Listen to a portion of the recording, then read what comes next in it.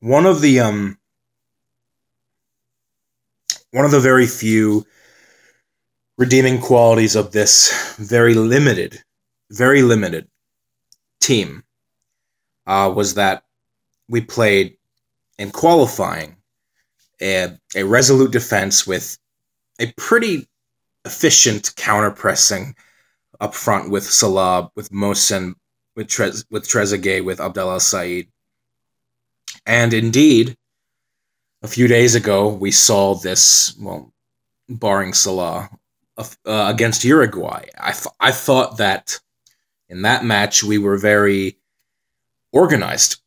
Very organized. We did an efficient job of cutting off the supply line for Cavani and Suarez. They had several chances. We got lucky here and there, but we held them back for 87 plus minutes. What I saw in this game, it was really the complete opposite of that. And now we did hold Russia back for the first half, just like we held Uruguay back for the first half. All the goals we conceded came in the second half. So there's a positive, I guess. But the problem that I saw with this game was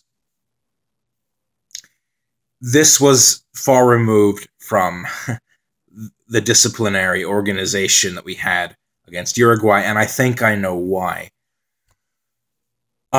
We went into this match very likely needing a win because of Russia trampling Saudi Arabia 5-0.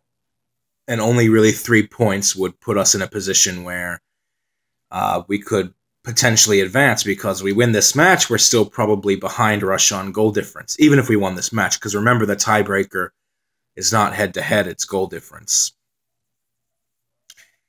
I think for most of this first half, I think the occasion just got to them. It wasn't just a matter of Russia applying pressure onto us, though they did, and they did an excellent job of doing that. And I congratulate the host nation for that. But we were making so many sloppy mistakes and too many turnovers in the middle of the pitch. And just like towards the end of the Uruguay game, several unnecessary fouls. I consider it sort of wondrous that Hegazi or Fatih did not give Russia a penalty, because there were a few moments in this where they were kind of roughhousing a few of the Russian players on our own end of the field in our own box. And then ironically, towards the end of the game, we get the penalty. But anyway, our passing was not very good. We didn't really have much, if anything, of a rhythm in this match. And a lot of our efforts on the counter, Salah just did not have enough support. He didn't. Trezeguet, like I said, I mentioned on Twitter, he made a lot of admirable runs, but I thought that he tried a little bit too hard to play hero here and there. And we saw in the Uruguay game, a lot of our shots on goal were very weak. We gave them right to the keeper, Muslera. The same thing here against Akinfeev. A lot of our shots, if they were even on target, were very poorly taken. We're not particularly a team up front that has a lot of firepower whenever we're through on goal. That's an understatement. Really, the only really good opportunities came through Salah towards the end of the first half, when a cross came into the box and he almost got into the end of it, but the Russian defender, Zhirkov, made a last-ditch tackle to save that. Could have given us an opportunity to score there. But this is not Liverpool. This is not Liverpool. Salah does not have a Mane, a Firmino up front to help him. He doesn't even have a Jordan Henderson at the back to help him. Now, I think, other than Salah, I think Higazi, defender, was our best player this tournament so far. But, you look at the mistakes that we made, particularly leading up to the own goal in the beginning of the second half. It was really disheartening. And I think once that own goal went in, I don't really view it as much of a coincidence that Russia banged in a couple soon afterwards, almost as soon as Fatih made that own goal. And it was because the momentum just shifted. And I think that the players just got so, I don't know if I want to use the word deflated, but it just popped the air out of our balloon. And the amount of effort that went into the first half of holding Russia at bay, it just dissipated, it evaporated, and we had no choice but to play a more open game at that point. And we paid for it.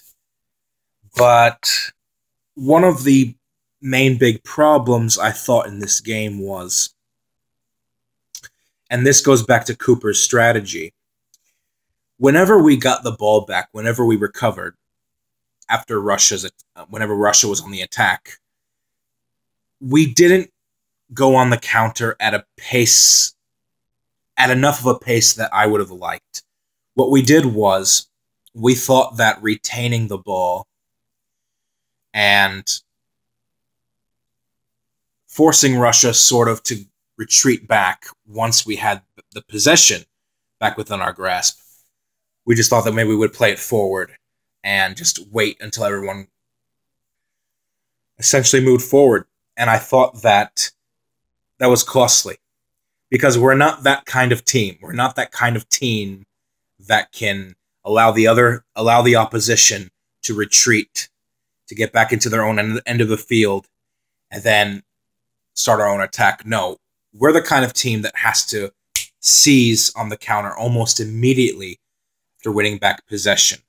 But none of them showed any, I would say, sense of urgency. I understand the need for patience, and I agree with the strategy of patience somewhat, but we were too, I wouldn't even call it patience, I would call it reluctant to press whenever we won possession of the ball back. And, it costs us.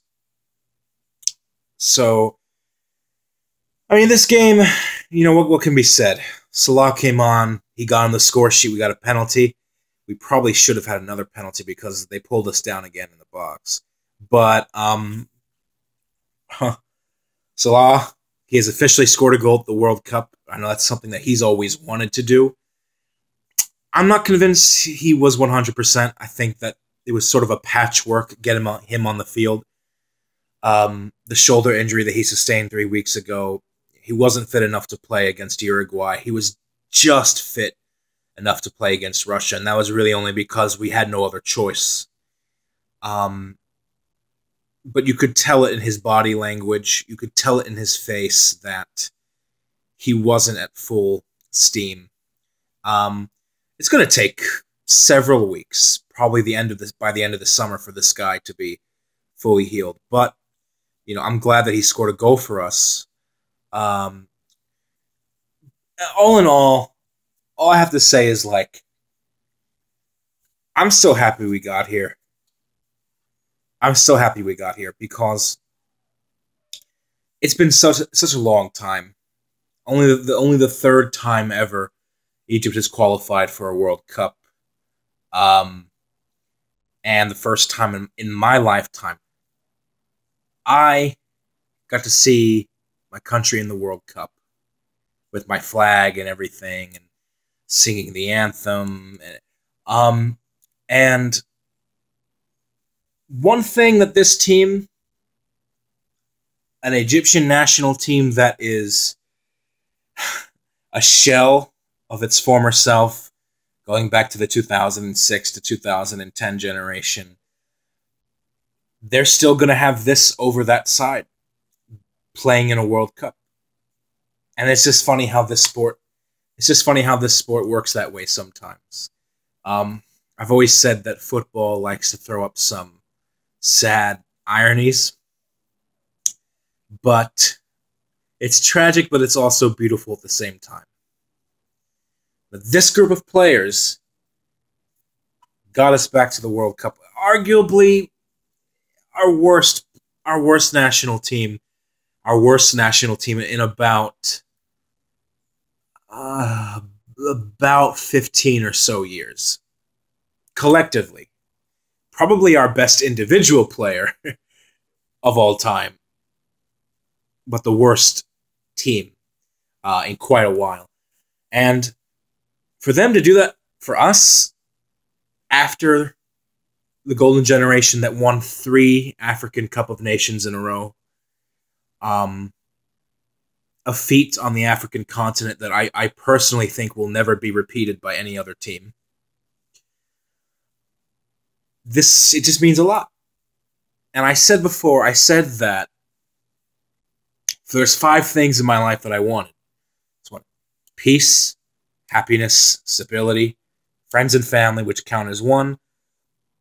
And number 5 was to see Egypt play in a World Cup. 100% serious.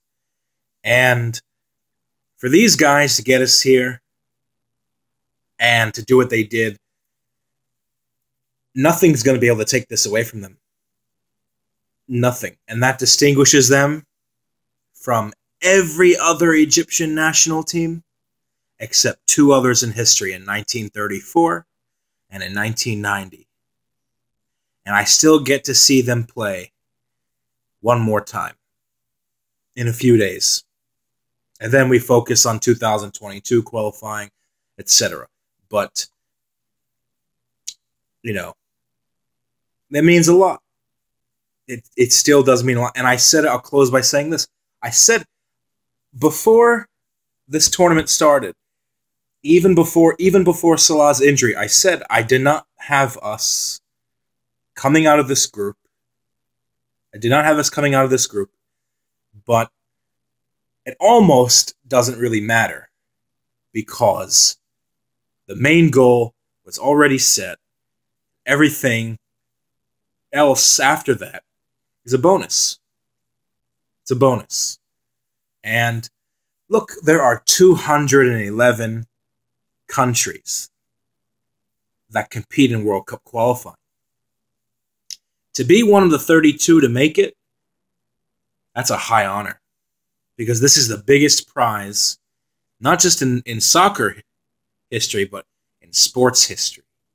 And for us to be there, and for this team that is not good, that's amazing. That's amazing. So, I just want to say thank you so much.